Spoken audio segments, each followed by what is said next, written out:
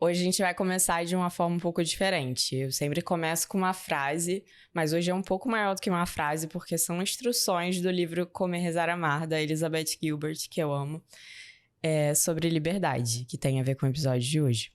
A primeira é: as metáforas da vida são instruções de Deus. Depois, você acabou de subir acima do telhado, não há nada entre você e o infinito. Agora, deixe ir.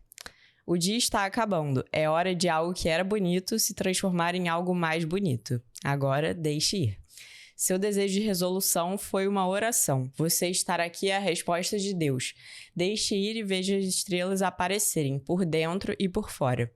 De todo o coração, peça graça e deixe ir. Tá parecendo uma oração, né, galera? Mas, assim, vamos continuar. Deixe sua intenção ser a libertação do sofrimento inútil, então deixe ir. Observe o calor do dia passar para a noite fria, deixe-se levar. Terminado o karma de um relacionamento, resta apenas o amor. É seguro, deixe ir. Quando o passado finalmente passar de você, deixe-o ir. Então, desça e comece o resto de sua vida com grande alegria. Esse é um trecho, né, do livro quando a Elizabeth Gilbert estava em busca, querendo encontrar o ex dela de novo. E aí um monge, eu não lembro direito, mas era uma coisa assim, ele dá essas instruções pra ela e ela finalmente se permite viver a liberdade, que tem muito a ver com o tema que a gente vai falar aqui hoje. Esse episódio é um oferecimento da agência de marketing L Faria. Oi, 20, meu nome é Bia Félix e esse é o 20 e Poucos Podcast. Não importa se você tá começando sua carreira, querendo fazer novas amizades ou só querendo se sentir bem consigo mesma, a gente tá aqui pra ajudar você a navegar pelos altos e baixos dos seus 20 e poucos. Hoje a gente vai conversar sobre um tema que talvez seja o sonho de boa parte das audiências das 20. Ter um trabalho que te permita estar em qualquer lugar do mundo a qualquer momento. Pode ser na Itália, tendo um momento meio Julia Roberts em Comer, Rezar, Amar, ou mesmo aqui em terras cariocas. Tudo isso trabalhando para a mesma empresa. A Nath vai contar um pouco da sua trajetória de transição de carreira para a área de tecnologia, sua vivência trabalhando remotamente e como foi lidar com questões de trabalho remoto e até mesmo um burnout. Oi, Nath, bem-vinda ao 20 e Poucos Podcast. Obrigada, Bia. É um prazer estar aqui. Prazerzão. Oi, 20. Eu adorei esse nome, inclusive. Achei incrível. Eu tava conversando com a Bia e é isso. Vamos ter uma conversa super legal. Vamos lá, então. Nath, você hoje está na área de tecnologia, mas você é formada em Relações Internacionais. Como é que aconteceu esse movimento? Sim, eu tô na área de tecnologia há 6 anos, mas não foi lá que eu comecei. Eu fiz Relações Internacionais e eu comecei num caminho bem tradicional, assim. Antes de me formar, logo antes de me formar, eu fazia um estágio no consulado da Dinamarca, e pra mim tava tudo certo, assim, eu tava pronta pra entrar em organizações internacionais, e como a vida o consulado fechou. Literalmente, o consulado fechou no Rio, voltou pra São Paulo, e eu tava no último período da faculdade, meio que me deparando ali com uma escolha de, tipo, bom, eu continuo nessa área, o que mais tem por aí? E na época eu tinha algumas opções diferentes, assim, eu fiquei olhando e... Foi em 2017, então tinha um hype, assim, em relação a startups. Uhum. Eu confesso que a minha motivação principal na época foi o fato de eu não precisar usar roupa social pra trabalhar numa startup. Então, assim, eu brinco sobre isso, mas eu acho que também tem muito de verdade, assim, de, tipo, no seu trabalho, poxa, são 8 horas do seu dia, é uma parte muito grande da sua vida, é importante você conseguir ser você mesma. Mas essa foi uma das minhas motivações, assim, iniciais. Foi, tipo, o ambiente de trabalho muito mais relaxado que as startups ofereciam. Depois, obviamente, eu fui criando mais substância, sabe? Sobre os motivos pelos quais trabalhar numa startup. Mas nessa eu entrei numa startup financeira.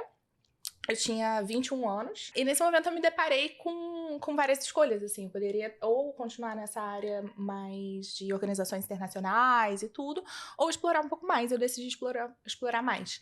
Eu tive uma experiência meio frustrada, assim, com uma startup que eu entrei, e aí era completamente desestruturada, e eu acabei sendo demitida em uma semana. Então, Isso é assim, tipo uma cilada de startups, né? Total cilada, mas eu tenho sorte de ter arriscado, sabe? E aí, nessa época que eu tava decidindo, com 21 anos, eu meio que tive duas opções meio que principais, assim. Um que era um caminho muito tradicional, era uma empresa grande, que tinha um bom salário, que tinha um plano de carreira e tudo.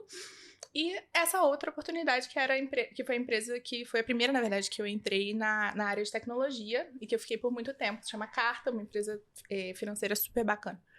E na época eu tive esse conflito, assim, sabe? Porque eu não venho de um background muito seguro, assim, financeiramente. Então a parte financeira pesa muito. Sim. E eu sou capricorniana, signo de terra. Então, assim, pra mim a segurança é muito importante. Mas ao mesmo tempo eu tenho essa curiosidade. Eu queria meio que ver o que tinha por aí. E aí eu fiz uma coisa que eu faço, acho que com consistência na minha carreira, que é pedir conselho. Pedir conselho pra pessoas que eu admiro, que eu sei que são meio que especialistas nas suas áreas, né? E aí eu liguei pra um amigo que tava na área de tecnologia, faz uns 2 anos, assim. Eu falei, cara, o que eu faço? Me conta um pouco da sua experiência. Como é que foi pra você? Não pra saber literalmente, não pra ele me mandar fazer, mas assim, pra eu conseguir me colocar na situação de uma maneira informada.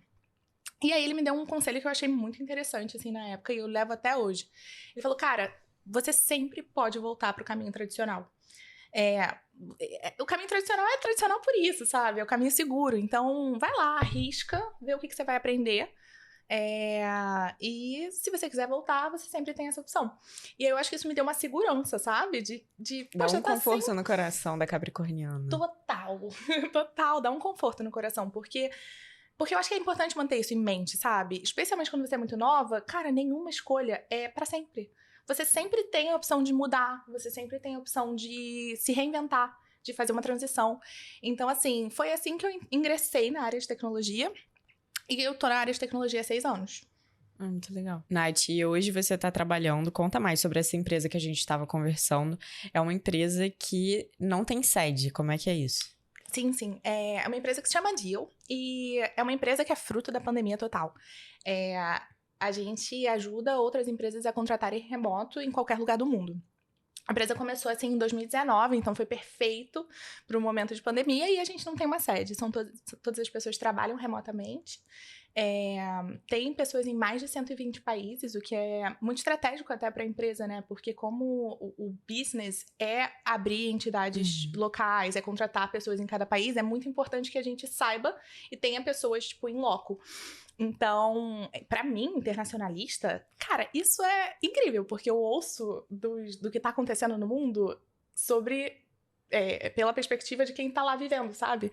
Então, enfim, tem um cara no meu time que é do Líbano. Volta e meia, ele conversa comigo sobre a questão política que tá rolando no Líbano, o que tá acontecendo por lá, sabe? Então, isso eu valorizo muito. Eu gosto muito dessa perspectiva super internacional. A gente não tem um escritório, mas a gente tem muito essa cultura de se encontrar, sabe? Então as pessoas trabalham viajando e muitas das viagens são para encontrar a comunidade local. Eu tive a oportunidade de visitar algumas pessoas do meu time. Então, por mais que seja totalmente remota a empresa, a gente ainda tem esse senso de comunidade de uma maneira diferente. Isso é com certeza um fator importante, né? Porque quando a gente fala de trabalho remoto, vem muito a solidão. Eu estava recentemente até lendo um artigo dizendo como as pessoas se sentem solitárias. Isso é até uma coisa interessante. Não só no trabalho remoto, mas também no escritório. Porque às vezes tem um escritório, mas a galera não se conecta. Se a comunidade da empresa não é, né, engajada, não tem um time que se relaciona entre si, você pode estar no escritório e ser como um fantasma. Então não adianta, você tem uma sede e isso necessariamente vai tornar as pessoas menos solitárias. Não é tão assim que acontece. Então, às vezes, uma empresa que funciona dessa maneira que você está contando, consegue ter uma relação entre as pessoas que estão ali mais próximas do que uma empresa tradicional, né? Total. E eu acho que isso é muito sobre esforço também, pessoal, sabe? Uma coisa que eu achei interessante e contrastante, a empresa que eu trabalhava antes era num setor muito parecido, só que ela não era remota. E quando eu entrei nessa empresa que eu trabalho hoje, que é totalmente remota, a gente tinha um horário semanal que era chamado Fun Time. E eram 30 minutos, e eu falei, gente, como assim a gente tem que marcar pra se divertir juntos, sabe? Eu achei meio forçado até, mas eu percebi que esse momento é importante. Porque senão a gente não tira esse momento. Exato. E a gente não tira esse momento. E vira uma tradiçãozinha do time, né? A gente faz um trivia do time, e aí posta umas fotos, e aí conversa. Então, assim, especialmente num ambiente remoto, eu acho que é importante a gente priorizar ter esses momentos de conexão, de contato, e realmente colocar isso no calendário, colocar isso na agenda se for necessário. Então, eu acho que a empresa que eu trabalho hoje, e, tipo, o meu time especificamente, faz um bom trabalho de priorizar essas questões. Você falou que vocês de vez em quando se encontram, fazem viagens, mas e quando vocês não estão nesse esquema? Como é que é o seu dia a dia? Porque você já tem uma experiência grande aí trabalhando para empresas remotas, né? Imagino que não só nessa, mas que você a gente estava até conversando que você já teve algumas experiências não tão boas trabalhando remotamente, que tem a parte ruim do home office. Total. Que eu sempre falo também. Mas que é algo que acho que as pessoas não falam muito. Home office é maravilhoso, sim, você tem que saber usar do home office, mas tem a parte da solidão, tem a parte de você não saber diferenciar os espaços. Como é que foi isso pra você? Total. Pra mim é um aprendizado até hoje, eu confesso. A minha primeira experiência com isso foi a primeira experiência de muita gente, eu acho, que foi na pandemia. Pra mim foi muito difícil, porque eu sou muito essa pessoa de sentar do lado, querer aprender com a pessoa no dia a dia, da fofoquinha, do cafezinho na cozinha. Eu amo, pra mim é muito importante, do happy hour depois do trabalho. Então, pra mim ainda é um processo de adaptação. Eu priorizo muito, e algumas pessoas têm essa possibilidade, algumas pessoas não têm, mas eu priorizo muito encontrar a comunidade que eu tenho no Rio. Então, assim, tem 2, 3 pessoas aqui no Rio, e uma vez por semana é sagrado pra mim, eu vou e trabalho do escritório com eles pra ter esse momento. Então, assim, se possível, eu acho que é importante ver o que é o seu estilo também, sabe? Tem muitos dos engenheiros que eu conheço, dos engenheiros de software, eles gostam de trabalhar em casa, gostam disso Eu acho que é uma cultura, né, dos engenheiros também. Total. Agora, quando eu tô trabalhando de casa, algumas coisas que eu acho importantes pra mim e que, quando elas não estão alinhadas, eu sinto o impacto na minha produtividade, assim, no meu sentimento de bem-estar, na verdade. As manhãs são minhas. Antes do trabalho, eu começo às 9h30. Primeiro, assim, eu não me forço a começar mais cedo, eu não sou uma pessoa da manhã, eu já reconheci isso em mim, e tudo bem. Tem horário fixo? Não, a minha chefe, ela tá em São Francisco e tem gente no meu time que tá na Europa, então não dá. Em qualquer horário que eu esteja trabalhando ali, desde que eu esteja entregando e priorizando as demandas as mesmo. demandas. Então, assim, quando eu tô trabalhando de casa, tem algumas coisas que eu acho muito importantes, assim, essa questão da manhã, eu priorizo muito minha manhã antes do trabalho, eu tiro pelo menos uma horinha pra mim. Os rituais que eu gosto, assim, eu gosto de fazer exercício, por exemplo, então eu tiro uma hora pra pelo menos pegar um solzinho, pra sentir que eu fiz algo por mim, antes de fazer algo pela empresa. Não acordar e abrir o notebook, né? Isso, assim, é maravilhoso. Eu acho que todo mundo achava maravilhoso, tipo, em 2020. E aí todo mundo começou a surtar. Perceber o quanto prejudicial isso é. Porque, você acorda e está no trabalho. Beleza, mas se você acorda e está no trabalho, temos um problema. Total. E é importante saber diferenciar, porque você não faria isso no escritório, né? Você não dormiria no escritório. Então, assim, é importante a gente ter esses rituais, ter essa diferenciação do horário de trabalho, do horário de casa, horário seu, né? E ao mesmo tempo, eu acho que uma liberdade que o trabalho remoto me dá, que eu demorei muito tempo pra tirar vantagem e pra perceber, porque eu ainda tava numa lógica muito de escritório, é que o dia é seu, assim, você pode organizar ele da melhor maneira possível. Então, no meio do dia, às vezes eu tô dobrando roupa, resolvendo coisa de casa e tudo bem. Sim. Às vezes eu desço pra, sei lá, ir pra praia. Já aconteceu, por exemplo, de eu ter uma reunião no meio do dia, logo depois do almoço. Eu moro perto da praia, descer e pegar a reunião de frente da praia, assim. Maravilha, né? E é incrível. E eu acho que até ano passado, assim, isso é uma coisa nova pra mim, porque até ano passado eu me sentia culpada. Eu ia falar sobre isso, porque a gente se culpa muito nesses momentos de home office, né? Que acho que uma coisa que a gente não leva em consideração, que muitas das vezes você falou da fofoquinha no café e tal. Tem esses momentos no presencial que a gente não tá trabalhando lá às 8 horas. Tipo, a gente tá distraindo, tá socializando, tá resolvendo, às vezes, um computador que não tá conectando na tomada. E, às vezes, em casa você não tem esses percalços e você quer estar 8 horas sentado na frente do computador sendo produtivo. E isso também é uma coisa muito difícil pra mim de aceitar. Porque, ainda mais agora que eu sou minha própria chefe. Ai, Agostinho Carrara. Então, assim, é mais difícil ainda, porque eu me cobro o dobro. Eu pensei que ia ser melhor, sabe? Total. E, às vezes, a gente tem essa lógica, eu não sei se todo mundo é assim, mas eu sinto que eu sou, de que se eu não estiver me esforçando 100%, de que se eu não estiver, assim, no limite, eu não tô sendo produtiva. Sim, coisa de capricorniana. Não sei se todo mundo é assim, mas eu sou também. Signo de terra, sei lá. Mas é uma coisa que eu tô desconstruindo na minha cabeça, sabe? E eu acho que quando eu tô bem comigo mesma, quando eu tô conseguindo aproveitar meu dia, resolver as coisas pessoais, eu também vou melhor no trabalho. Sim. Eu crio relações melhores. Eu performo melhor. Eu tô fazendo aquilo com prazer, sabe? Então, eu tô aprendendo que respeitar meus rituais, respeitar meus momentos, assim, e ter um equilíbrio entre o trabalho e a vida pessoal, que você trabalhar de casa te proporciona, eu acho que facilita, Sim. é essencial. Porque se você fica só vivendo pelo trabalho, né, dá pane. Eu vi até um vídeo ontem falando sobre isso. Era uma gringa e ela tava falando assim: o momento que eu parei de ligar pro meu trabalho, eu comecei a trabalhar da melhor forma possível. Porque quando você é aquela pessoa bitolada com o trabalho, você vai surtar, você não tem tempo pra resolver suas coisas, você não... Sua vida tá um caos em volta e você tá olhando pra isso aqui. O resto tá pegando fogo. Se você apaga o fogo, controla, tudo tá em paz pra você conseguir ter tempo de focar naquilo ali. Total. O caos de fora às vezes vem pra dentro, né? Assim, coisas bobas, mas às vezes eu percebo que quando eu tô trabalhando muito, eu vou deixando certas coisas de casa pro lado. Aí a louça vai acumulando. E aí eu não consigo trabalhar porque a louça tá acumulada.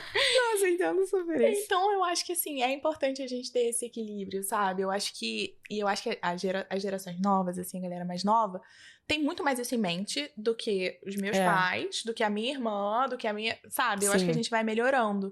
Mas, sei lá, eu acho que essa lógica de dar os seus 150% o tempo inteiro já passou. Eu acho que tem seus momentos, sim, mas não pode ser o seu modus operandi, senão a gente dá pânico, como você falou. Com certeza. Hoje você trabalha numa empresa que é 100% inglês, né? E aí é uma empresa multicultural também, mas eu queria que você contasse um pouco dos seus desafios, como você se sentiu quando você ingressou nesse mercado de trabalho, como é que foi, assim, rolou um momento impostora de, tipo, inglês de segunda língua, não sou boa o suficiente pra me comunicar? Nossa, ótima pergunta, porque só rolou o momento impostora. Eu acho que meu primeiro contato, assim, com inglês full time foi quando eu tinha 18 anos. Eu fui fazer... Foi a primeira vez que eu saí do país e eu fui fazer um intercâmbio daqueles que você trabalha, sabe? Numa estação de esqui e tal. E aí, nesse intercâmbio, eu trabalhava com atendimento ao cliente. Então, eu ficava lá na front deskzinha e atendendo as pessoas. E assim, eu nunca tinha saído do país e eu nunca tinha visto neve na minha vida. Só que eu trabalhava com atendimento ao cliente. Então as pessoas chegavam pra mim falando assim: qual é o melhor lugar aqui pra fazer Nordic Skiing? E eu ficava no Google, what is Nordic Skiing? Sabe? Tipo, eu não sabia nem do que elas estavam falando. E essa síndrome, eu acho que eu, obviamente, tinha síndrome do impostor, porque eu nunca tinha nessa situação. Então, essa foi minha primeira experiência, assim. Foi super interessante, porque eu tinha que me jogar ali e meio que...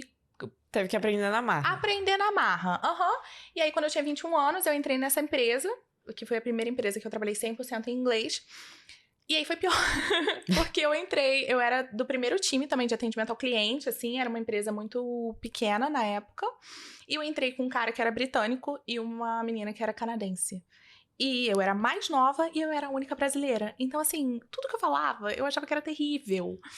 Então, por umas 3 semanas, assim, eu lembro que no início, eu fiquei falando, cara, eu vou sair, eu tô fazendo tudo errado. Eu lembro que a minha primeira ligação, que eu trabalhava com atendimento ao cliente, a minha primeira ligação, eu falei tudo errado na frente da minha chefe. Então, teve alguns momentos difíceis, assim. Mas eles ligavam muito? Na minha cabeça, eu acho que... Na minha cabeça, eu estava... Nossa, era o Deus nos acuda. Assim. Mas eu acho que tem isso também, né? Nós somos os nossos maiores críticos. Então, assim, tem algumas vergonhas que pra mim me marcaram essa da ligação, que provavelmente a minha chefe na época não lembra. Ninguém mais lembra. É só um trauma na minha cabeça. Então, eu acho que também tem que... Sei lá, é importante manter isso em mente, sabe? Às vezes, nós somos os maiores críticos e as coisas parecem muito maiores na nossa cabeça do que são na realidade.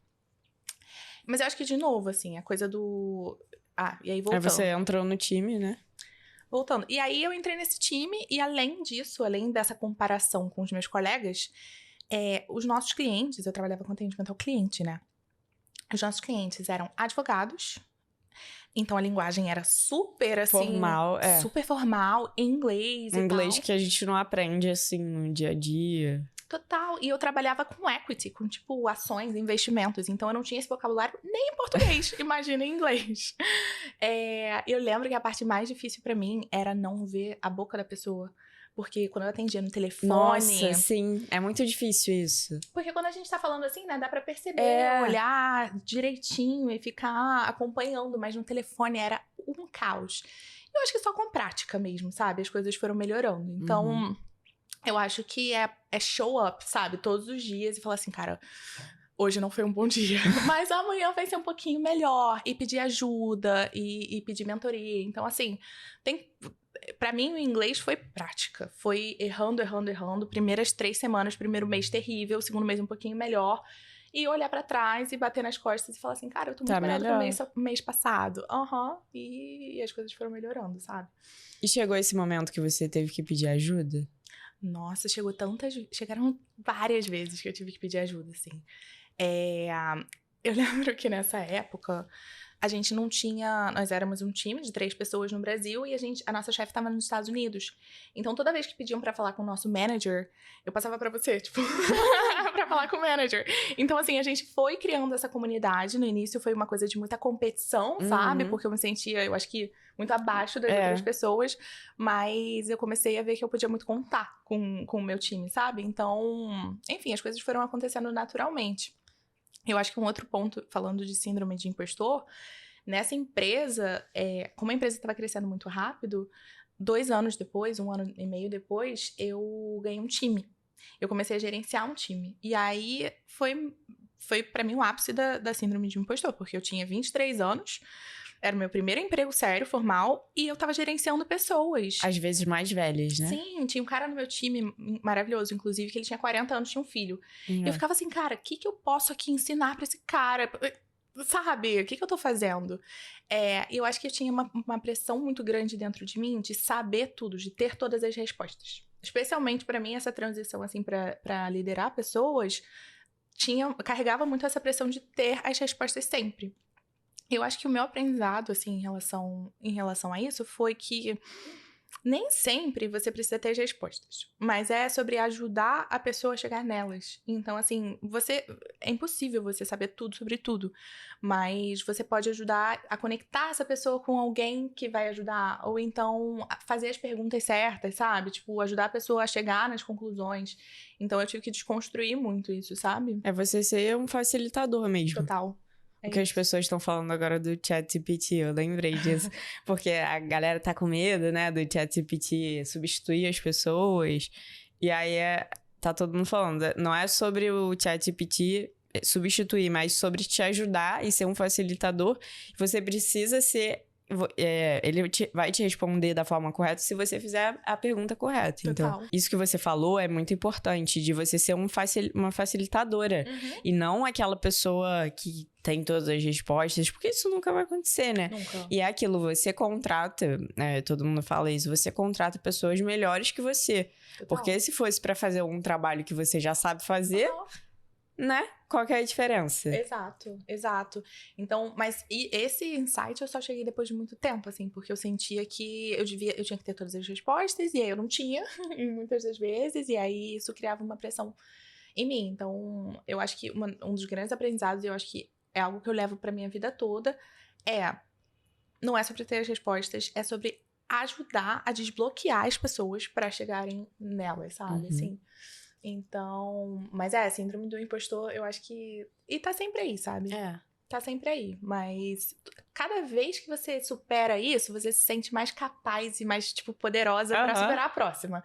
Então é isso. Olhar com carinho pelo que você já passou. Total. E ver, assim, e pensar nas situações que você já passou e ver, cara, eu consegui superar isso, então a próxima eu vou superar também, sabe? E eu vou encontrar, pra cada problema tem uma solução. Então, eu vou encontrar essa solução, nem que seja com outra pessoa, nem que eu tenha que ter... Sabe, eu entro em contato... Uma coisa que eu faço muito, muito mesmo é isso, assim. Tipo, identificar pessoas que no trabalho ou na minha vida eu admire muito por uma razão específica e contar com elas como mentores mesmo. Eu peço mentoria formal no trabalho, tipo, sempre. Se eu tô, por exemplo... Atualmente, por exemplo, eu tô trabalhando muito com projetos que são cross-functional, assim, sabe? Tem vários times envolvidos. E tem um cara, especificamente, no meu trabalho, que ele faz isso muito bem. Ele é muito bom em engajar vários times e fazer liderar sem autoridade, sabe? Eu cheguei pra ele e falei, olha só, eu tô com esse problema aqui, gostaria que você me mentorasse nesse sentido, o que você acha? Então a gente se encontra a cada 2 semanas, e aí ele traz feedback sobre as coisas que eu trago pra ele, eu peço opinião, então assim... Contar com outras pessoas, pra mim, é essencial pra superar esse tipo de desafio, sabe? E pra pessoas fora da empresa, como é que você faz esse contato? Pra pessoas fora da empresa, me dá um exemplo. Por exemplo, se você vê uma pessoa que você falou que é muito interessante num determinado aspecto e você quer ser mentorada dela, como é que você chega e aborda essa pessoa? Boa pergunta, porque eu acabo não fazendo isso muito, eu confesso, tá? Mas por vergonha? Eu sou muito focada no trabalho especificamente. Então, eu acabo não fazendo isso em outros âmbitos da minha vida, tanto quanto eu gostaria de fazer. Mas eu tenho muito isso em relação aos meus amigos. Por exemplo, eu tenho um amigo, meu melhor amigo, Matheus, que ele é muito desenrolado, assim, pra encontrar o caminho das pedras pra coisas práticas. Então... Eu e a minha irmã, em 2019, a gente foi tirar a cidadania na Itália. A gente tinha uma lenda de que tinha um italiano na família. E a minha irmã, ela sempre foi muito otimista, assim, sabe? Então, ela falava, não, a gente vai conseguir. Mas vocês foram sem saber? Então, ela tinha essa lenda. E a minha irmã, sempre otimista, falando, não, vai ter, vai ter, vai ter. Eu cheguei e entrei em contato com esse meu amigo, Matheus. Que ele também tinha essa história, né? E ele me deu super o caminho das pedras, certinho, como era pra fazer, quais os documentos que precisava e tal, etc. E nessa, a gente acreditou que dava. O Matheus, ele me passou, assim, o passo a passo, sabe? Bonitinho de como fazer. A minha irmã aqui acreditando que dava. E eu acho que essa mentoria foi muito importante pra mim. Então, esse é um exemplo, assim, do Matheus. Eu entrei em contato com ele, a minha irmã acreditando que dava, ele me deu o caminho das pedras e a gente foi procurando os documentos e tal, e acabou dando certo. Então, sei lá, eu acho que pra mim... Quando eu tenho um problema prático, que eu acho que eu não tenho as skills necessárias pra resolver, meu primeiro impulso é sempre, identificar uma pessoa que eu acho que faça isso muito bem, porque não é também, eu não peço, tipo... Conselho pra qualquer pessoa. Qualquer pessoa, exato. Eu acho que alguém que realmente me chame atenção, e procuro também ajuda. Eu não tenho medo de pedir ajuda, sabe? Eu acho que isso é muito importante. Eu já tive, e eu acho que eu desconstruí isso na minha cabeça. Porque às vezes também, falando de síndrome de impostora, uma coisa que era muito presente pra mim, eu não sei se você vai se relacionar, mas assim, às vezes numa reunião, cara, eu não entendo alguma coisa, e eu falo assim, não, essa pergunta deve ser muito óbvia. Eu não vou fazer essa pergunta porque deve ser uma pergunta idiota. E quando você faz a pergunta, você vê que tem várias pessoas que tinham a mesma pergunta e estavam com vergonha. E as pessoas mais experientes que você, às vezes. Exato. E aí, quanto mais você vai percebendo isso, você fala, cara...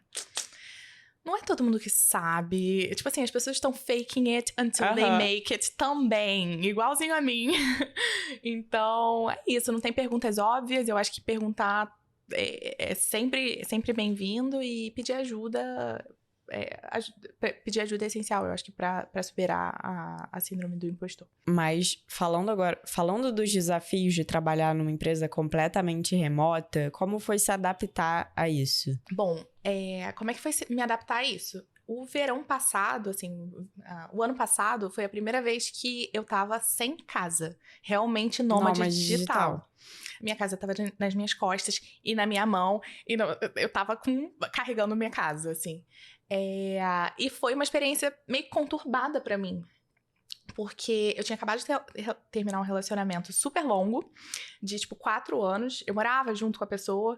Então, quando a gente terminou, eu falei, cara, esse é o meu momento. Eu vou aproveitar o trabalho remoto, vai ser incrível. Eu vou... Sabe aquela coisa de vou sofrer em Paris? Aham. Eu achei que fosse ser isso, né? E aí, eu comecei a viajar. E foi uma época que eu literalmente fiquei sem casa, né? Tipo, eu não tava mais morando onde eu morava. As minhas coisas estavam espalhadas. Tinha coisa na casa dos meus pais, tinha coisa com a minha irmã, tinha coisa com a comadre da minha irmã. Tipo assim, minha vida tava cada parte em um pedacinho do mundo mesmo. E eu fui pra Europa pra passar 3 meses, como eu tava fazendo nos anos anteriores. E eu achei que fossem ser todas flores. E assim, foi bem diferente. Por um lado, foi muito legal. Óbvio, porque eu tive a experiência de, sei lá, encontrei pessoas do meu trabalho, trabalhei junto com elas. Na Europa, né, bebê? Assim. Na Europa e tal. Nossa, foi incrível por esse sentido. Fui num show da Rosalía, sabe? Tentei aproveitar muito. Mas por outro lado, cara, foi muito desafiador pra mim. Porque eu acho que por essa instabilidade, assim, eu ter acabado de passar por um término e não... Ao invés de lidar com isso, meio que fugir disso... Você não viveu o luto do término. Não vivi o luto do término. E eu realmente estava fugindo de viver esse luto, sabe? Então, quando eu cheguei lá... E aí, eu acho que as questões vão se mesclando também, porque de certa forma eu me sentia culpada, porque eu falava, ai gente, que problema de primeiro mundo, né? Eu tô na Europa, sofrendo na Europa. White tipo, girl problems. White girl problems total. E aí eu me sentia culpada nesse sentido. Por outro lado, eu também falava assim, cara, eu tô sofrendo em euro. Então eu ficava, eu tô sofrendo em euro, gente, peraí. Mas isso foi muito doido, assim, né? Porque... E você estava trabalhando também, né? Você não foi, assim, de férias, porque é bem diferente. E uma coisa que eu percebi pra minha vida é que eu não sei se eu quero poder trabalhar de qualquer lugar do mundo. Eu quero ir pra qualquer lugar do mundo, mas eu não sei se eu quero ser uma nômade digital, assim. Que eu já tive algumas experiências de trabalhar em lugares muito legais, tipo assim, ir pra praia e trabalhar da praia. E a real é que você chega na praia e você não quer estar trabalhando da praia. Você quer estar curtindo a praia igual todo mundo em volta tá.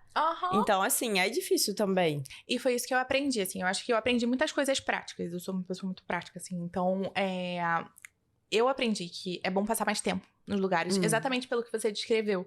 Não é a mesma coisa você passar 2 semanas num lugar de férias e trabalhando. Você trabalhando 2 semanas são 2 fins de semana, sabe? E as noites, assim. Então, eu acho que pra você trabalhar 100% remoto, pra pessoas com o meu perfil, assim, na minha opinião, vale a pena você ficar períodos mais extensos no lugar. Então, se você ia pra uma Eurotrip de férias e você ia pra 7 destinos, reduz pra 2, 3, sabe? Num mês. E tenta realmente curtir o lugar, mas também criar uma certa rotina pra você. O lugarzinho que você gosta de comer, que você acorda, vai lá. Uma boa estação de trabalho. Uma outra coisa que eu achei muito importante, assim, é você reduzir ao máximo as coisas que você leva. Porque isso, bem especificamente para a Europa, mas se você vai passar um tempo estendido trabalhando de lá, tinham viagens que eu pagava mais para despachar bagagem do que na própria passagem. Ainda mais essas low cost, assim. Exato. E realmente, fisicamente, é muito cansativo, sabe? Você tá carregando muita coisa. Então, tenta ser o mais enxuto possível. Ainda mais se for pra verão, assim, você não precisa levar casaco, não precisa levar nada, mas é uma dica prática que pra mim fez muita diferença. Esse ano eu tô indo, assim, com uma malinha de mão, e seja o que Deus quiser. Mas é isso, assim, então... Essas são as dicas práticas que eu teria. Pra quem quer ser nômade digital, assim, com organização. Com organização. Mas vamos voltar pro tema de relacionamento. Você falou que você não chegou a viver o luto do relacionamento, e esse foi um momento difícil pra você, porque você tava lá e, assim, como é que você passou por isso? Como é que foi sua experiência lá de estar recém-solteira na Europa, mas, assim, é uma vida completamente nova. Total. E realmente foi muito difícil pra mim, tipo, eu sou daquelas pessoas que a mente é muito conectada com o corpo, sabe? Eu comecei a ter várias alergias, eu passava mal de manhã. Então, assim, comecei a ter várias crises de ansiedade. E foi um sininho pra mim pra falar, olha só, as coisas não estão tão bem. E eu acho que pra mim, aí entrando num lado muito pessoal também, eu entrei nessa relação muito nova. Eu tinha, tipo, 21 anos. Então, muitas coisas, assim, eu percebia que eu culpava a relação. Por exemplo, eu sempre falava, cara, eu quero me mudar pra Europa, tá. Mas eu namoro. Mas eu namoro, mas... E quando eu cheguei na Europa solteira, eu percebi que eu não sabia se eu queria ficar lá, não sabia onde eu queria estar, não sabia o que eu queria fazer. Então, foi um baque pra mim também, porque eu percebi muito que... Você estava terceirizando suas decisões. Estava terceirizando minhas decisões e estava terceirizando a culpa. É tão mais fácil colocar a culpa em Muito. outro. Então, assim, eu acho que tudo isso fez parte do meu processo, sabe? Mas lidar com isso sem estabilidade, sem ter uma base, realmente foi pesado pra mim, sabe? E aí, como eu lidei com isso? Eu, primeiro, de novo, pedi ajuda. Eu comecei a fazer análise, eu fui a psiquiatra também, pra, tipo assim, melhorar a minha ansiedade. Eu sempre fui, tipo assim, super contra remédio. E olha, gente, eu não sou profissional da saúde, eu não estou dando nenhum tipo de conselho. De indicação. Mas, tipo Mas assim, tem hora que precisa. e super me ajudou. Mas eu acho que a coisa primordial pra mim foi ter uma base. E aí eu voltei pro Rio de Janeiro. Eu aluguei um apartamento. Aí o apartamento era minha cara. Aí eu coloquei as minhas decorações. E aí eu me senti em casa mesmo, sabe? E aí eu estabeleci também uma rotina dos básicos. Que eu acho que os básicos a gente, às vezes... Tipo assim, todo mundo sabe que você tem que comer bem. Todo mundo sabe que você tem que dormir bem. Mas às vezes a gente não prioriza isso, né? E ainda mais estando uma hora em cada lugar, assim, é difícil ter rotina. Exato. Então, isso foi muito importante pra mim. E aí, a rotina que eu tenho hoje, eu tô muito feliz. Eu achava que eu queria me mudar pra Europa. Hoje em dia, eu não tenho certeza. Eu gosto de passar o verão lá, verão cá, verão lá, verão cá. Cara, o verão no Rio de Janeiro é maravilhoso. Indo pros verões, assim, né? Andorinha total. E é isso, assim, eu gosto muito da minha rotina. Quando eu tô aqui, eu priorizo, tá fazendo os exercícios que eu gosto, com as pessoas que eu gosto, vendo os meus amigos. Então, eu acho que eu consigo tirar o melhor. Tirar o melhor de cada lugar, assim? Tirar o melhor de cada lugar. Mas voltando ao que a gente tava falando de como você superou esse momento, a gente acabou indo para outro lado. Mas eu acho que é legal você contar, assim... Porque esse momento é muito de autodescoberta, né? De você achar que a sua vida acabou. Porque você falou que você começou a namorar com 21. Então, assim, você adulteceu com uma relação... E depois daquela fase que você é numa nova adulta, você ficou solteira quando você já é uma adulta real, assim, com uma vida estabelecida. Total. Então, imagino que tenha mudado bastante. Mas aí você voltou pro Rio e... Assim, como você é hoje? É bem resolvida com essa questão dos relacionamentos? Agora, nesse momento, eu tô curtindo minha solteirice, gente. Porque eu sou uma pessoa de namorar, sabe? Eu tô sempre namorando. Tipo, desde que eu sou novinha, adolescente, 14 anos, eu fui engatando um relacionamento no outro. E eu acho que agora eu tô meio que aprendendo minha identidade também, sabe? Então, uma coisa muito prática que eu fiz, que foi literalmente listar as coisas que eu sempre quis fazer. E nunca tive coragem. Tipo, curso de mergulho. Curso de vela. Eu sou muito envolvida com questões, tipo, de atividade física. Eu gosto muito de exercício, sabe? Eu fui listando, cara, coisas que eu sempre quis fazer. E, de novo, a gente vai terceirizando, falando, porque eu não posso por causa disso, por causa do trabalho e tal. E fui descendo essa lista, falando, eu vou me dar de presente. Aí, em janeiro, meu aniversário é em dezembro, né? Em janeiro, eu fiz um curso de mergulho. E esse curso, por exemplo, foi... assim, aprender a estar sozinha, né? Eu mandei uma mensagem pra vários amigos, falei, gente, vamos comemorar meu aniversário, a gente pega uma casa e tal. Só que aí um não podia, aí quando um podia, o outro não podia. Teve um momento, Bia, que eu cheguei e falei assim, quer saber? Eu que quero fazer esse curso de mergulho, por que eu tô dependendo dos outros, sabe? Não, eu vou sozinha. E eu fui. Fui sozinha. Aí lá eu encontrei um amigo e aí deu tudo certo. E eu acho que, assim, aprender a estar sozinha...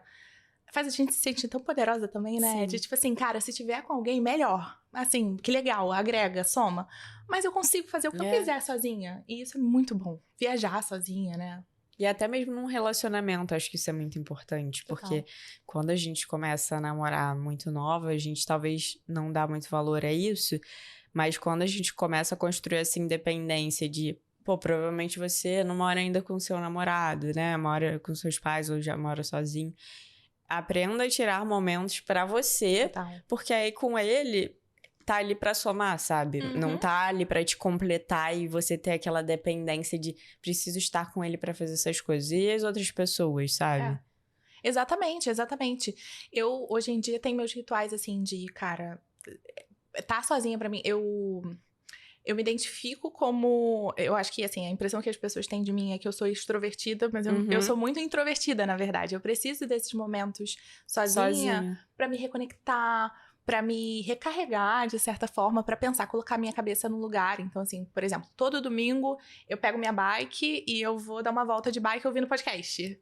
Então, esses pequenos rituais, assim, de estar sozinha, de aprender o que eu gosto de fazer sozinha também, e de ter esse momento nosso, são muito importantes. Você estava falando da Elizabeth Gilbert. E teve um livro que eu li também, que é aquele Encontro com o Artista. Ah, sim. Eu não sei se... Eu acredito que seja verdade, assim. Eu ouvi um podcast, inclusive, com a Elizabeth Gilbert, que ela falava sobre isso. Mas é um livro para artistas bloqueados, que ele é basicamente, tipo, um projeto de 12 semanas, que ele vai te dando várias tarefas, assim, pra você fazer, sabe? Muito interessante pra desenvolver sua criatividade e tudo. E quando eu tava num momento, assim, meio confuso, foi um ótimo livro pra mim.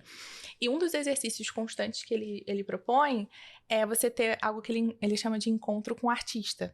Que é você fazer algo que basicamente vai te encher ou te ajudar a desenvolver sua criatividade de qualquer forma. Pode ser, sei lá, vou numa galeria de arte, ou então vou ver um pôr do sol, ou eu vou ouvir uma música sozinha. Mas o importante é você estar sozinho. E isso pra mim foi muito essencial, assim. Eu trouxe pra minha vida de pelo menos uma vez por semana eu dedicar um tempinho pra minha criatividade. Ela chama de encher o poço, sabe? Encher o seu poço de criatividade com inspiração de algum lugar. Então, com certeza, tá sozinha é um processo de você aprender a estar sozinha, especialmente quando você tá sempre com alguém, né? Mas que vale a pena. Isso é curioso, porque às vezes a gente pensa que quem tá no mercado tradicional, por mais que você não esteja, o mercado de startup é um pouco diferente, mas é um mercado, assim, vamos dizer, mais formal, né? Sim. Você pensa que aquela pessoa não precisa exercer a criatividade. E eu tô vendo que você é uma pessoa muito criativa e isso é uma coisa que é importante pra você. Quando você tava escolhendo o seu trabalho, você se preocupou também nesse aspecto? Porque a gente pensa que só se você for, assim, um autônomo, você vai conseguir exercer sua criatividade. Sua criatividade só vai ser válida se você for um artista que pintar quadros ou desenvolver livros. Como isso se expressa pra você? Nossa, essa é uma excelente pergunta, assim, porque por muito tempo eu não me considerava criativa. Eu não via essa criatividade, né? Justamente por isso, porque eu sinto que eu, pelo menos, tenho uma visão, às vezes, muito quadrada da criatividade. Tipo assim, poxa, nossa, aquela pessoa pinta ou escreve e tal, e eu nunca fui muito conectada, eu acho que com esse meu lado. Eu sempre fui muito prática, assim, eu acho que minha expressão no mundo é o meu trabalho, e o meu trabalho, ele não obviamente, criativo. Mas, cara, hoje em dia eu vejo que a criatividade tá em tudo, tá na maneira de você resolver problemas, tá na maneira de você olhar pra... Por exemplo, em software, é muito sobre resolver problemas, né? Problemas do usuário. Sim. Então, você tem 1000 maneiras de resolver problemas, né? Então, eu acho que a criatividade entra nesse sentido de, tipo, você pensar fora da caixa, de você conectar também experiências anteriores que você teve, como elas podem parecer distintas, mas como elas compartilham coisas em comum, sabe? Tipo, você usar suas experiências anteriores para resolver problemas que você tem agora. Então, eu acho que a minha expressão criativa tá em resolver problemas. Tá em resolver problemas com respostas diferentes. Assim, em software, você tem 1000 formas diferentes de resolver um problema. Algumas vão ser mais caras, algumas vão demorar mais tempo. Então, eu acho que pensar em todas essas variáveis com as 1000 opções disponíveis e pensar fora da caixa para otimizar as coisas que você precisa otimizar. Eu acho que eu sou criativa de uma maneira muito fixa, que é o clássico da capricorniana, realmente. Mas eu acho que é isso, assim, sabe? Mas isso, na verdade, é a criatividade, né? Criatividade é você pensar em formas diferentes de resolver o mesmo problema. Porque os problemas sempre vão ser os mesmos. Uhum. O que você precisa é... qual é a solução nisso aqui? Todo mundo faz isso. Beleza, então como eu penso diferente? Sim. É isso. Sim. E aí isso se aplica para todas as áreas. E simplificar as coisas, né? Assim, Sim. Eu acho que a criatividade vem muito disso. Teve uma frase que eu vi uma vez, a frase total não é minha, mas eu achei muito legal, que é: complicar as coisas é fácil, simplificar é difícil. E eu acho que isso é muito essencial, assim, é uma característica de pessoas Total. criativas, né? Conseguir simplificar, conseguir explicar as coisas de uma maneira muito fácil. Então... Até na publicidade tem isso, porque às vezes a gente vê... Quando a gente aprende na escola, né, que um texto maior é melhor porque é mais explicativo, a gente cresce muito com essa ideia. E aí, no curso de publicidade, a gente aprende que, às vezes, um texto gigante é prolixo. E aí, no texto publicitário, o que é que você precisa? Você precisa passar aquela mensagem no menor tempo, ou seja, no menor texto, porque você tem 3 segundos para um anúncio de TV e você precisa impactar aquela pessoa que tá assistindo. Então, como você passa uma mensagem muito importante, muito rápido? Total! Isso é você ser criativo. Total. E também se adaptar ao seu público, né? Sim. Você falando disso me lembrou de uma experiência que eu tive com a minha primeira, chefe nessa empresa anterior, minha primeira gerente. Eu tinha acabado de sair da faculdade e eu tava pegando meu primeiro projeto, assim, importante, sabe? Que eu ia lidar com os diretores e tal. E aí eu fiz um documento uma mensagem enorme, parecia um TCC. Pra mostrar serviço, assim. Claro, pra mostrar o meu vocabulário, como eu tinha pensado em todas as coisas. E ela olhou pra aquilo e falou assim: Natália, você não está na faculdade. Isso não é um TCC. Essas pessoas com quem você tá falando não têm tempo pra ficar lendo tudo em detalhe. Eles não querem saber sobre os detalhes. Você é responsável pelos detalhes. Sim. Eles querem o high level, eles querem os bullet points, os highlights. Como você falou, tipo assim, passar o máximo de informação possível da maneira mais concisa possível. Então, esse foi um feedback, assim, que eu fiquei chateadíssima na época. Porque eu falei, gente, isso é uma obra-prima. Eu passei 2 horas escrevendo essa mensagem. Mas que eu levei também pra vida, assim, tipo, adaptar o seu público também, né? Da onde essa pessoa tá vindo, o que ela precisa saber, qual o nível de detalhe, enfim. Com certeza. Na parte das suas vivências como nômade digital, né? Agora você tá aqui no Rio, mas queria que você contasse um pouco de como é trabalhar de outros lugares. Você falou que, eu não lembro se a gente já falou isso no podcast, mas você trabalha alguns verões na Europa, né? Mesmo tendo casa aqui hoje. Queria que você contasse, assim, as experiências mais marcantes trabalhando remotamente. Nossa, ótima pergunta também.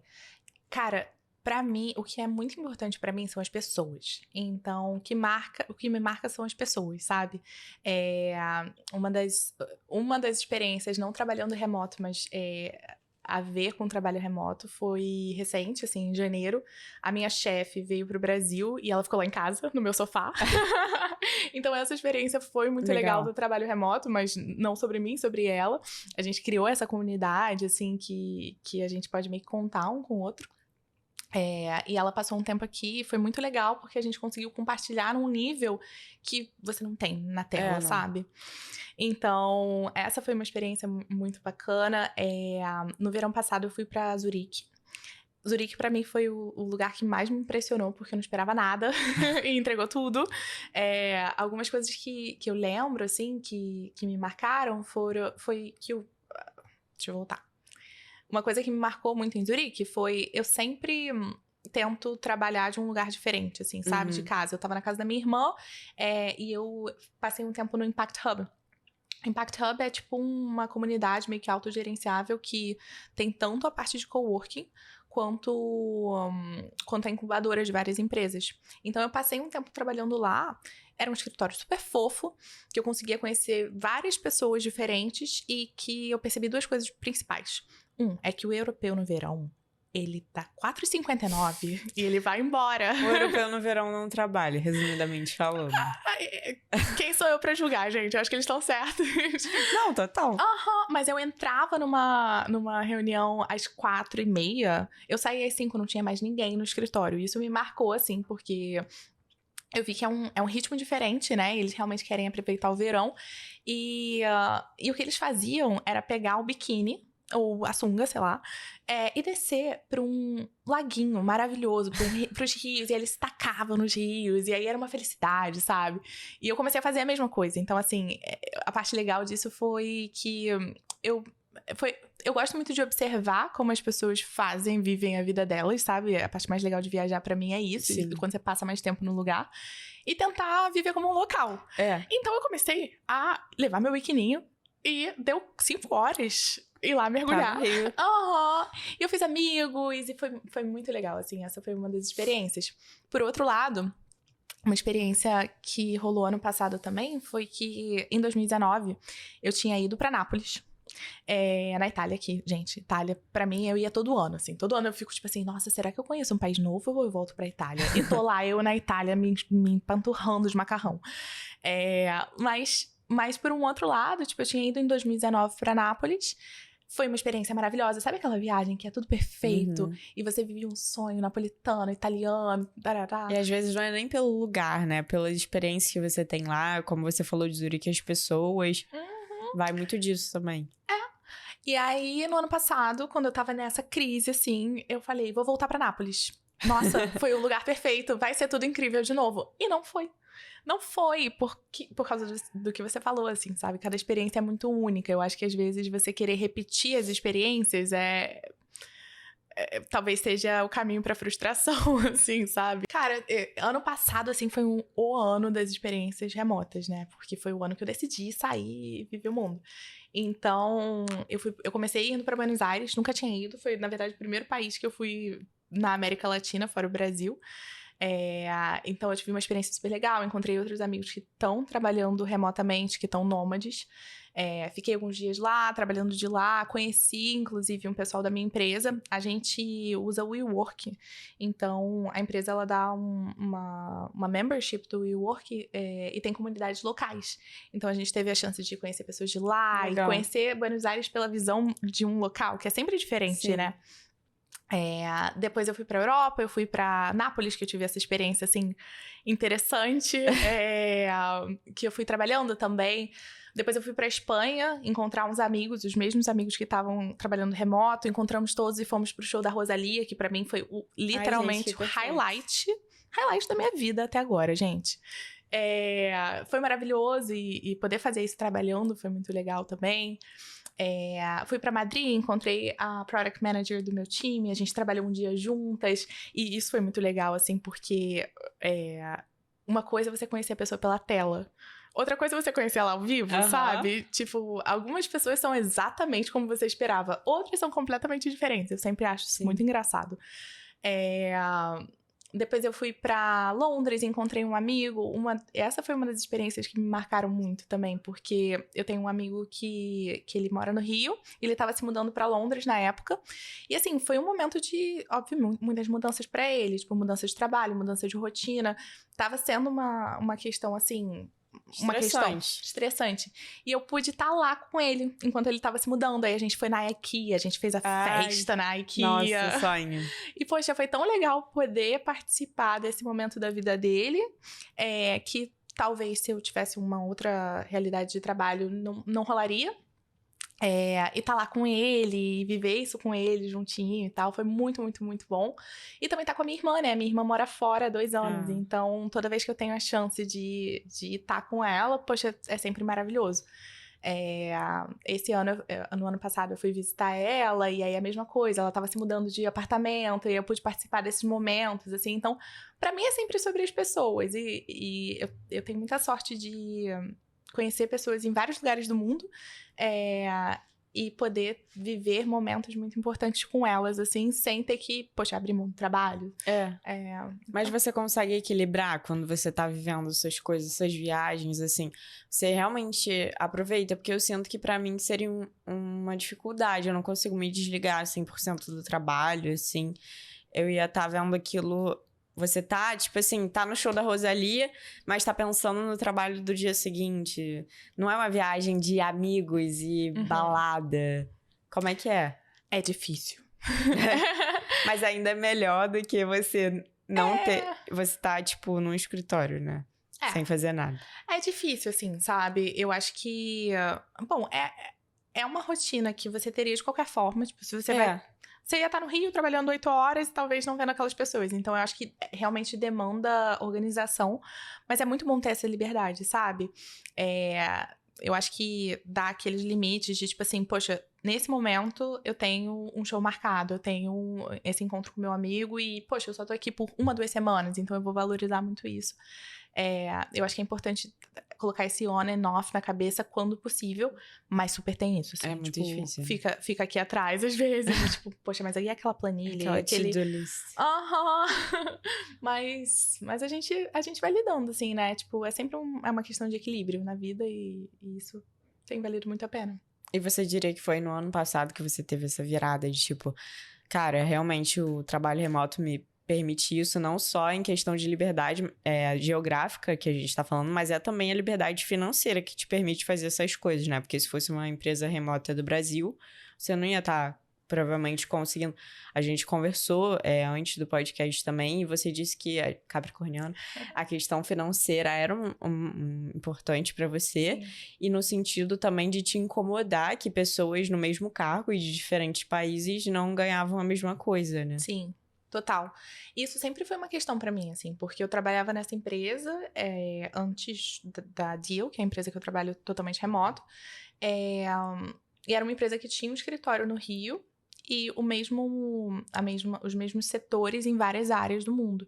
Só que a remuneração era diferente baseado na sua localização, assim, embora o trabalho fosse o mesmo, embora, enfim, a produtividade fosse a mesma. Então, isso sempre foi uma coisa que me incomodou, inclusive E o que era chato também era que eu via muitas pessoas dentro da área de tecnologia que pra ganharem um salário melhor ou pra ganharem vagas mais competitivas tinham que, às vezes, se mudar de país.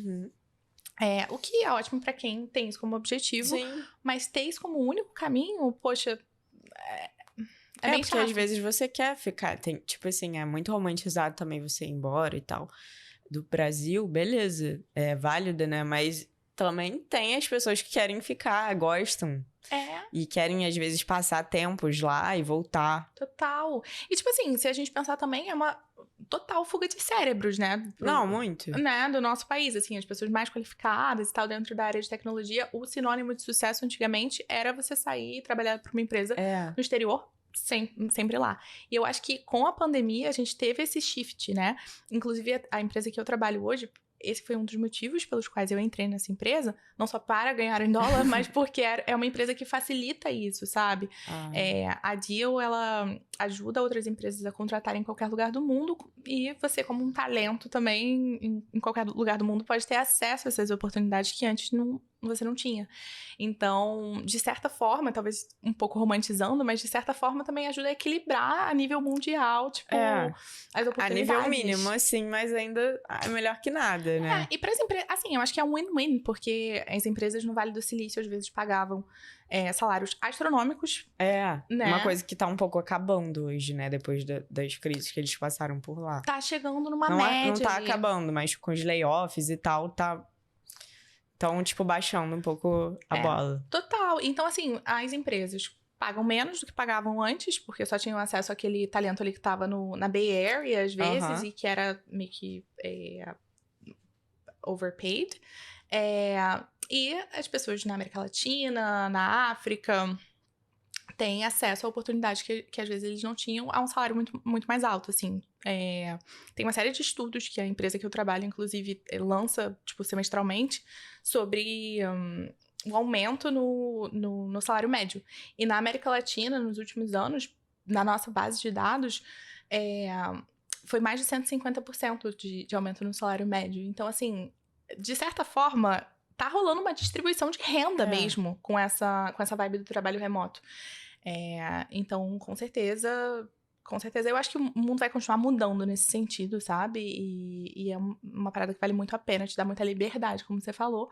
Você não precisa mais estar presa às possibilidades de trabalho dentro daquela location ali que você tá, né? E eu acho que o principal também é que te dá uma terceira possibilidade, porque eu lembro que desde pequena, isso que você falou dos engenheiros, tipo, era o auge do sucesso, você fazer engenharia e trabalhar na Europa como engenheiro, mas, tipo, trabalhar de lá. Ou então você fica aqui no Brasil e é mal remunerado. E agora a gente tem essa terceira possibilidade, porque antes a gente só pensava, ou você ganha bem e vai embora, ou você fica aqui e trabalha pra caramba, porque o brasileiro trabalha pra caramba. Total. Lá na Europa, nos Estados Unidos, eles também trabalham bastante, mas na Europa o ritmo é completamente diferente, né? E agora a gente tem essa outra possibilidade de ter meio que um equilíbrio. Isso é muito interessante, essa nova forma de pensar. Eu acho que a nossa geração tá caminhando muito pra isso também. Com certeza, com certeza. A flexibilidade tanto nesse sentido de onde você pode estar e também de organizar seu dia, cara. Isso pra mim é essencial, tipo... Até as 8 horas de trabalho mesmo, que é uma coisa meio engessada, né? E eu tenho aprendido muito também sobre o meu próprio ritmo. Eu acho que cada pessoa tem uma maneira de organizar o dia que funciona melhor pra ela. Tipo, eu não sou uma pessoa que gosta de começar a trabalhar muito cedo. Eu acho que nas empresas mais tradicionais, 9 às 5, 9 às 6, 8 às 5, isso não funciona muito bem pra mim. E eu acho que a gente tá mudando também a nossa mentalidade no geral. Eu acho que as empresas também, de que, cara, whatever floats your boat, o que funciona pra você, desde que você entregue, né? E começa a trabalhar cedo, começa a trabalhar tarde, desde que você entregue o que você precisa entregar, esteja nos lugares que você precisa estar, resolvendo os problemas que você precisa resolver, o que funcionar pra você. Então, o que eu, às vezes, faço, assim, eu começo a trabalhar um pouquinho mais tarde, tipo 9h30 ali, eu tô começando, dou sangue de manhã, tenho todas as minhas reuniões, paro na hora do almoço, às vezes tiro umas 2 horas, vou andar de bike, vou resolver alguma coisa na minha vida, e depois eu volto renovado e termino o dia mais tarde, tipo 8, 9 da noite, é o que funciona pra mim. Tem gente que gosta de começar super cedo. Tem um cara no meu time que ele gosta de começar às 7 da manhã pra 4 da tarde, ele Já está tá liberado. E eu acho que hoje em dia a gente é muito mais aberto a isso. E meu pai, por exemplo, acha isso um absurdo, né? Então eu acho que tem essa questão de diferenças geracionais. E eu fico muito feliz que a gente esteja andando nessa direção, porque eu acho que é muito mais saudável pra todo mundo. E até porque, assim, a nossa geração, se uma empresa não aceita essa condição, a gente não vai ficar. É isso que acontece. E uma outra coisa que está sendo muito questionada é porque antigamente a gente não tinha que dar conta de... por exemplo, as mulheres estão há pouco tempo no mercado de trabalho. E aí a mulher precisa equilibrar, por exemplo, uma pessoa que mora sozinha. Você mora sozinho. Cuidar da sua casa. Você falou de lavar, dobrar roupa. Fazer o trabalho. Pensar, às vezes, na sua comida. E, assim, na sua vida pessoal... São muitas coisas e, às vezes, o trabalho não cabe em 8 horas. Isso é uma coisa que está sendo, até com a semana de 4 dias de trabalho, muito repensada, né? Porque a gente precisa desse tempo para nossa vida, para poder, igual a gente falou, dar o tempo pro trabalho. Total. E eu acho que, assim, claro que isso vem de um lugar de privilégio, mas o que a gente conseguir resolver terceirizando, que não seja core, gente, terceirize. Assim, sabe? Porque eu acho que, às vezes, a mulher, ela tem... muito essa coisa de ser super heroína, querer tomar conta da casa, porque a casa tem que estar perfeita, porque, eu fiz meu exercício, não sei o quê. Gente, se der pra, assim, contratar alguém pra te ajudar com a casa, ótimo. Se der pra contratar uma personal, assim, pra estar com você lá, mas o que der pra terceirizar, a gente também não precisa fazer tudo. Eu senti, às vezes, que eu precisava fazer tudo com as minhas próprias mãos. E aí, organizar minha casa, e aí no sábado, eu gastava todo o meu sábado limpando a casa, eu me sentia, tipo assim... super heroína, assim. Não preciso. O que der pra resolver, terceirizando. Não, e às vezes nem terceirizando, mas deixando de fazer mesmo. Exato. Porque às vezes você não tem como terceirizar naquele momento, mas você também não tem como dar conta de tudo. Então, tipo, abre mão de alguma coisa. Isso foi uma coisa que eu aprendi também. Morando sozinha, minha casa não vai estar limpa o tempo todo, porque senão eu vou surtar. Exato. Assim, eu tenho outras coisas pra me preocupar e a minha casa 100% limpa não é uma prioridade todos os dias. É uma prioridade quando alguém vem aqui em casa. Eu preciso estar num ambiente minimamente limpo pra viver a minha vida. Mas eu não preciso passar a mão no vidro e ele estar, assim, brilhando. Isso não é uma prioridade da minha vida no momento. Tem outras coisas mais importantes. Eu posso no futuro me preocupar com isso? Super, porque, assim, isso vai ser ótimo. Quando eu me preocupar com isso, significa que eu estou com tempo. Sim. Mas no momento não é um tempo que eu tô tendo, entendeu? São muitos pratinhos, né? Tudo bem algumas coisas estarem em nota 7 às vezes. Tudo bem algumas coisas estarem em nota 5. Assim, a gente tem que organizar ali, ver onde a gente vai dar o máximo da nossa energia, o que vale a pena naquele momento. Total. E isso vai mudando, né? Durante a vida, Vai durante mudando. o ano, durante a semana. Eu separei aqui algumas perguntas que a gente botou lá uma caixinha no Instagram. Se você não segue ainda, @20poucosclub. A gente tá lá e a gente sempre faz essa interação com vocês antes. Aí algumas meninas, algumas ouvintes mandaram umas dúvidas sobre trabalho remoto. A Clara mandou assim: como procurar trabalhos desse tipo? Muito legal a pergunta. Olha, tem alguns sites que a gente pode até colocar, de repente, no... Pode falar e aí eu boto.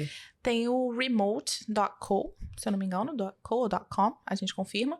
Mas tem vários sites muito específicos de vagas remotas. Eu já usei esses sites, deu super certo.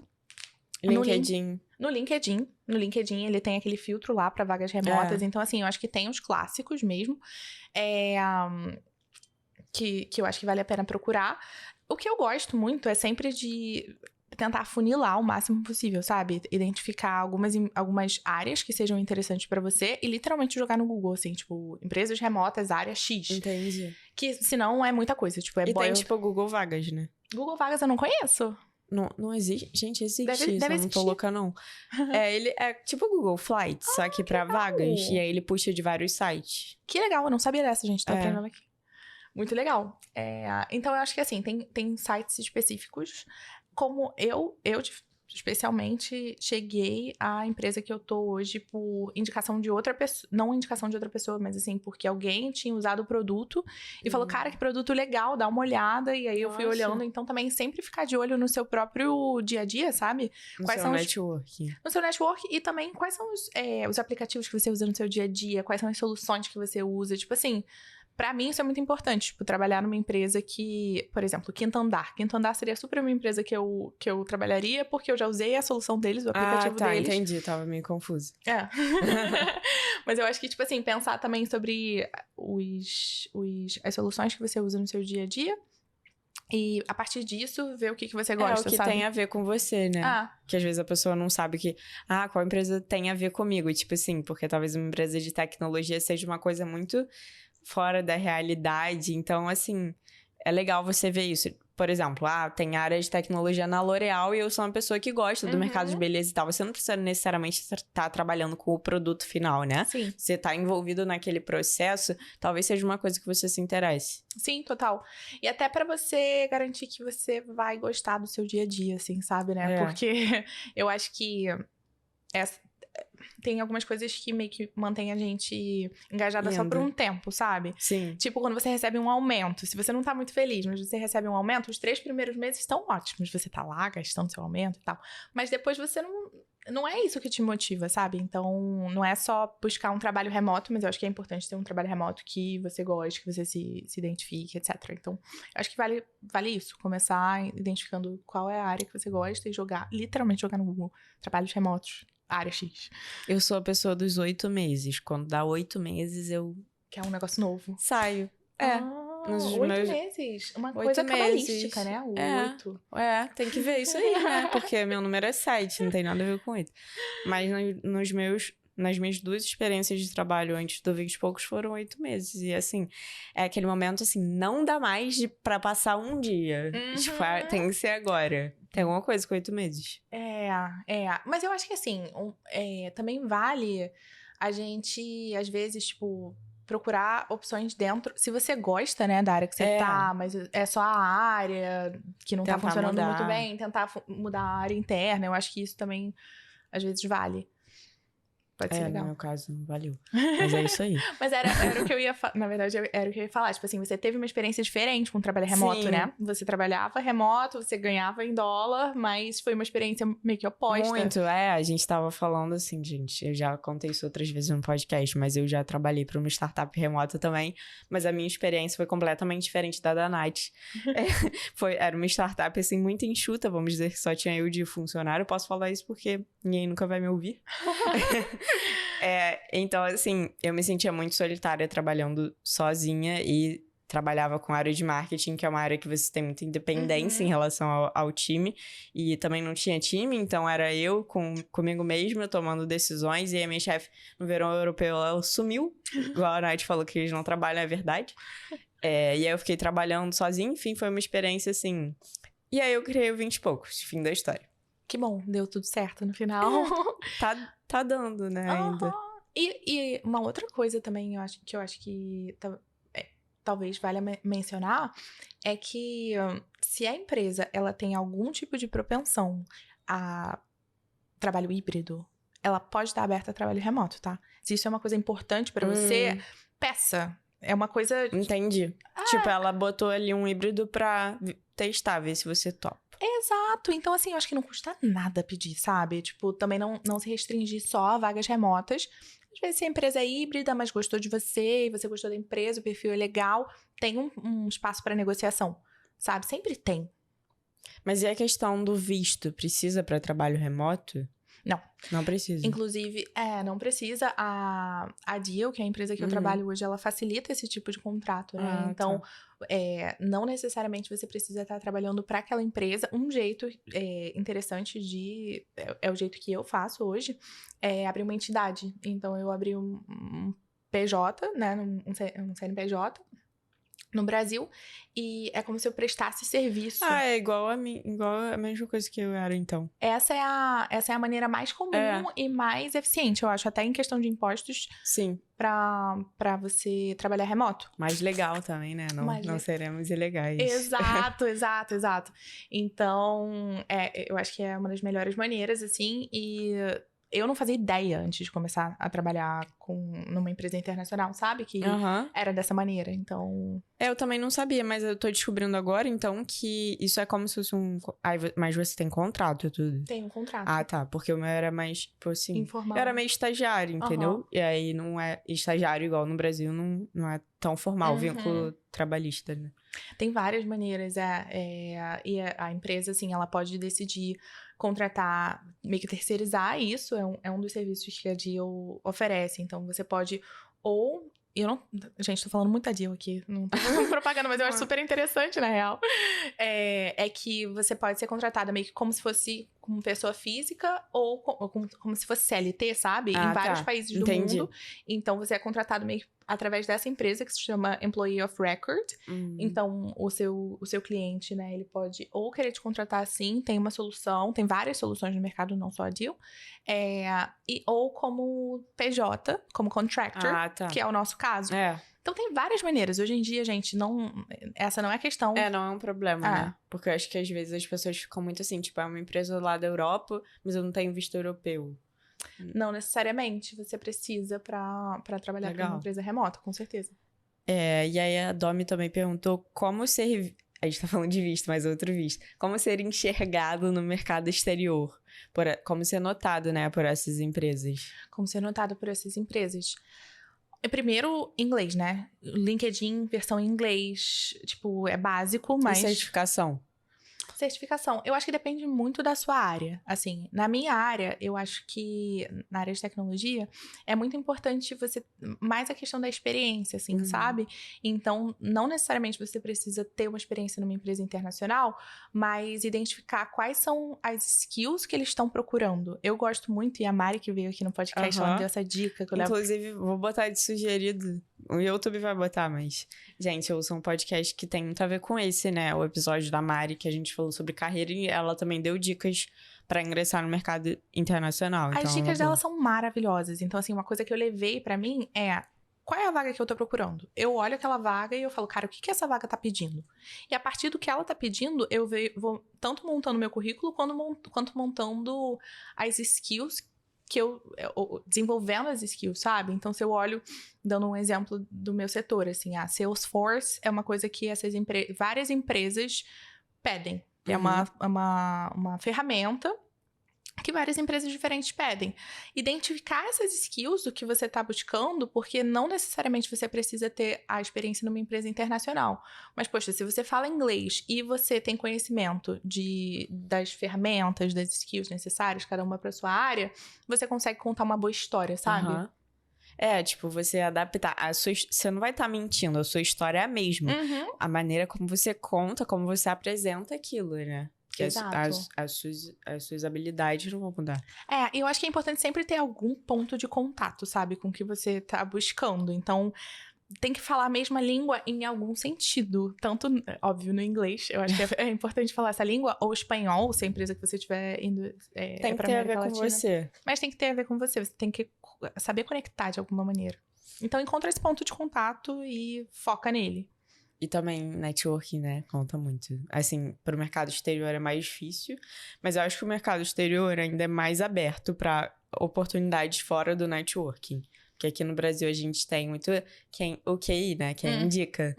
E aí, a gente, às vezes, tipo, pessoas que não têm o network, não têm uma rede de contatos privilegiadas, perdem oportunidades. Perdem não, né? Não recebem esse acesso à oportunidade. Não é priorizado, aí né? lá fora eu sinto que é mais uma coisa assim, que realmente eles olham, eles analisam. Eu consegui uma entrevista na empresa que eu tô hoje, na cara e na coragem, tá? Porque eu me apliquei a primeira vez no início do ano passado, ano retrasado. E aí, a minha aplicação foi rejeitada, mas o cara me adicionou no LinkedIn. Ah, tá. E aí eu fiquei observando a empresa, aprendendo sobre a empresa e tal, e apareceu uma outra vaga que tinha tudo a ver. E aí nessa eu falei, essa daqui eu não vou perder não. Eu mandei uma mensagem pra ele, falei, olha só, pro CEO da empresa, eu estou interessada nessa vaga, não sei o que, lá. Bem tranquilo. Mandei. E assim, na cara e na coragem, e rolou. Então eu acho que também, às vezes... Tem essa cara de pau. A gente tem uma super ferramenta na nossa mão, que é o LinkedIn, né? Tipo assim, a gente tem acesso a muita gente. Então, a cara de pau, como você falou, é a ferramenta essencial. E a segunda é o LinkedIn, gente. Tá aí. Não, eu sou muito cara de pau no LinkedIn. Muito. O Web Summit, eu ganhei ingresso pelo LinkedIn. Sério? Eu pedi... O Web Summit é um maior evento Caríssimo. de tecnologia que teve aqui no Rio, gente. No Rio, não. Maior evento de tecnologia do mundo. O último que foi no Lisboa, Rio. né? E aí eu mandei mensagem pra um cara aleatório no LinkedIn pedindo ingresso, ele me deu. É isso. Eu fiz a mesma coisa. Ia ter o Web Summit, a empresa que eu trabalho ia ser uma das sponsors. Eu falei, cara, eu quero muito ir na minha cidade. Eu vou pedir ingresso pro CEO. Rolou. Então, às vezes, gente, a gente coloca umas limitações que estão só na nossa cabeça, né? E às vezes aquilo pra aquela pessoa que tá te dando alguma coisa, não é nada demais, sabe? Que pra você significa algo muito grande. Total. Eu li um artigo esses dias sobre askers e guessers, assim. Askers, tipo, os pedidores, e os guessers, tipo, assim, aquela pessoa que fica subentendendo. Será? E eu sempre fui guesser, sabe? Tipo assim, tô indo pra uma viagem, eu conheço alguém que mora naquela cidade, eu aviso que eu vou pra aquela cidade, mas, sei lá, eu fico tipo, se a pessoa quiser me receber, ela vai oferecer. E às vezes a pessoa nem se liga. Então, assim, não custa nada pedir, claro, com um jeitinho, sem ser abusada. Mas, fala, cara, tô indo, não sei se você tem um quarto extra e tal. Enfim, eu acho que às vezes quando a gente pede, ou não a gente já tem. Né? E às vezes você pode ganhar. E ainda mais no LinkedIn, entendeu? É muito mais fácil você ser cara de pau lá. Porque, tipo, você tem acesso a pessoas... Gente, as pessoas mais famosas, assim, mais importantes do mercado, às vezes estão lá. Beleza, é uma rede tóxica? Sim, mas você não precisa estar lá postando. E se você não quer, você pode ter um perfil atualizado e usar só pra contatos. Tudo bem, isso, entendeu? Total. Use ao seu favor. Não se esquece de se inscrever no canal também, lembrando vocês, se você ainda não é inscrito, porque a gente tem episódios novos toda semana.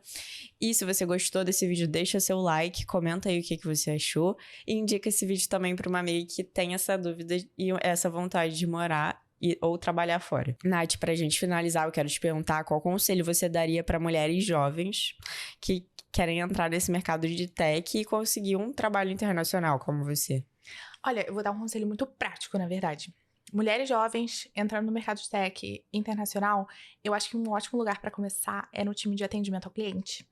É um time que não é muito glamouroso, mas que eu acho que te dá uma visão muito maneira, porque você aprende diretamente no dia a dia, sobre os clientes da empresa, você aprende sobre, tipo assim, lidar com pressão, porque você tá atendendo 1000 pessoas ao mesmo tempo, você tá resolvendo problemas o tempo inteiro, e todas essas são skills que você consegue transferir para outras áreas dentro da empresa. Então, eu acho que é o tipo de time que é muito... Você não precisa de tanta experiência prévia para entrar, que te dá uma visão muito legal da empresa e que você pode fazer uma transição basicamente para qualquer área. Porque isso é legal. Né? Porque se você quer ir para produto, poxa, você já conhece o produto, você tá usando no dia a dia. Se você quer ir para vendas, pô, você já tá em contato com todos os clientes em todos os momentos, né? Então, eu acho que é uma vaga que te abre um leque, que te dá uma marketability dentro da empresa, você é bem visto e que sempre tem vaga. Então, eu acho que seria essa uma dica muito prática, assim, se você quer entrar em tecnologia, você não tem tanta experiência, você quer fazer essa transição, né? Fazer essa transição é um ótimo jeito de entrar. Amém. Nath, muito obrigada por estar aqui. Foi ótimo. Adorei. Espero que vocês tenham curtido também, 20. Esse foi um episódio pra todo mundo que tem essa dúvida, assim. Eu sei que você tem essa pulga atrás da orelha. E pra te mostrar também que talvez você não precisa mudar de país, abandonar a sua vida aqui. E você pode sim ganhar bem, entendeu? Prazerzaço, Bia. Obrigada, Bia. Prazer, obrigada. E espero que vocês tenham gostado. Esse episódio é um oferecimento da agência de marketing L Faria. Até o próximo episódio. Beijo, 20.